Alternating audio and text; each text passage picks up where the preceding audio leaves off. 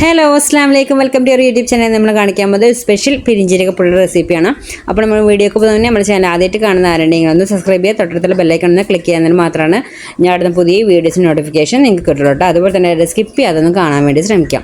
ഇനി നമുക്ക് എങ്ങനെയാണ് ഈ പെരിഞ്ചീരക പൊടി ഉണ്ടാക്കാൻ നോക്കാം കേട്ടോ. ഞാനിപ്പോൾ ഇവിടെ പാൻ ചൂടാക്കി എടുത്തിട്ടുണ്ട്. പാൻ ചൂടായതിനു ശേഷം പെരിഞ്ചീരക ഇട്ട് കൊടുത്തിട്ടുണ്ട് കേട്ടോ.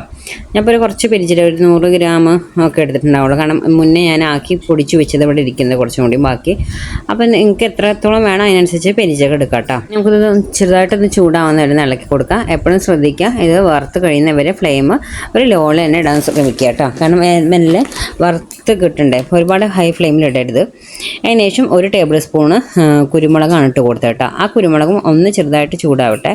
ആ ചൂടായതിനു ശേഷം നമുക്ക് ഇനിട്ട് കൊടുക്കാനുള്ളത് 1 ടേബിൾ സ്പൂണോളം മട്ടരിയാണ് കേട്ടോ ഞാൻ ഇട്ട് കൊടുക്കുന്നത്. നമുക്ക് ചോറ് വെക്കുന്ന ഏത് അരി വേണമെങ്കിലും 1 ടേബിൾ സ്പൂൺ ഇട്ട് കൊടുക്കാം. ഈ അരിയൊക്കെ ഇട്ട് കൊടുക്കുമ്പോൾ തന്നെ നമ്മൾ കറികൾക്കൊക്കെ ഈ പൊടി ഉപയോഗിക്കുമ്പോൾ ഒരു കൊഴുപ്പൊക്കെ കിട്ടും കേട്ടോ, ഈ അരി ഇട്ട് കൊടുക്കുകയാണെങ്കിൽ. അതിന് ശേഷം ഞാനൊരു 8 കാഷ്യൂനട്ടാണ് ഇട്ട് കൊടുത്തത് കേട്ടോ. അത് ഇട്ട് കൊടുത്തിട്ട് ഒന്ന് ചൂടാകുന്ന വറുത്തെടുക്കുക.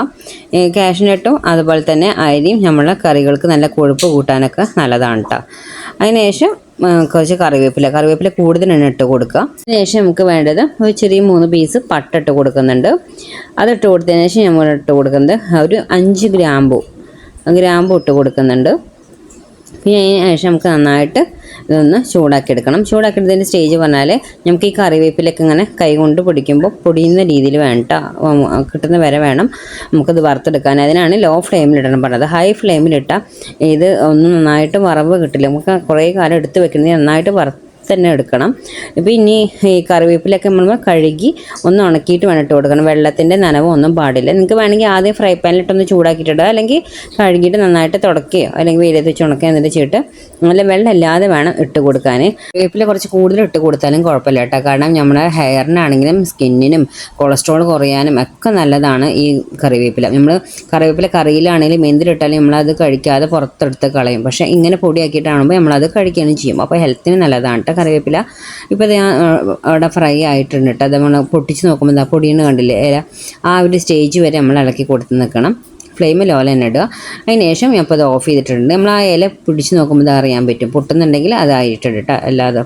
അപ്പോൾ അതിന് ശേഷം ഓഫ് ചെയ്തിട്ട് നമുക്ക് ചൂടാറുന്നത് വരെ വെയിറ്റ് ചെയ്യുക. അപ്പോൾ ഞാൻ ചൂടാറി കഴിഞ്ഞതിൻ്റെ ശേഷമാണ് കേട്ടോ അപ്പോൾ ജാറിലേക്ക് ഇട്ട് കൊടുക്കുന്നത്. ഞാൻ ജാറിലേക്ക് ഇട്ട് കൊടുത്തതിന് ശേഷം നമ്മൾ എടുക്കുന്ന ജാറാണെങ്കിൽ പോലും തരി വെള്ളത്തിന് നനവില്ലാതെ വേണം നമ്മൾ എടുക്കാൻ. ജാറൊക്കെ നല്ല തുടച്ച് ഡ്രൈ ആക്കിയിട്ട് എടുക്കണം. അപ്പോൾ നമ്മളതിൻ്റെ പൊടിച്ച് നല്ല ഫൈൻ പൗഡർ പോലെ ആക്കി എടുത്തിട്ടുണ്ട്. ഇതുപോലെ പൗഡർ ആക്കി എടുക്കണം. നമ്മൾ ഉപയോഗിക്കുന്ന സ്പൂണിലും ഒരു തരി പോലും വെള്ളം പോലും ഉണ്ടാവാൻ പാടില്ല. ഫ്രൈ ചെയ്തെടുത്ത് കഴിഞ്ഞാൽ തന്നെ നല്ലൊരു സ്മെല്ലാണ് ഇതിനുണ്ടാവുക. ഇത് നമുക്കിത് ചിക്കൻ ഫ്രൈ ആണെങ്കിലും എന്ത് ഫ്രൈക്കാണെങ്കിലും ഇപ്പോൾ സോയാബീന് അതുപോലെ എന്ത് ഫ്രൈ ചെയ്യുകയാണെങ്കിലും നമുക്കിത് ഈ പൊടി യൂസ് ചെയ്യുക. അതുപോലെ തന്നെ ഏത് കറികൾക്ക് മീൻ കറി ആണെങ്കിലും പച്ചക്കറി അതുപോലെ കുറുമ ഏത് കറിക്ക് വേണമെങ്കിലും ഇട്ടിട്ടുണ്ടെങ്കിൽ നല്ല സ്മെല്ലാണ്, നല്ല ടേസ്റ്റും ഉണ്ടാവും കേട്ടോ.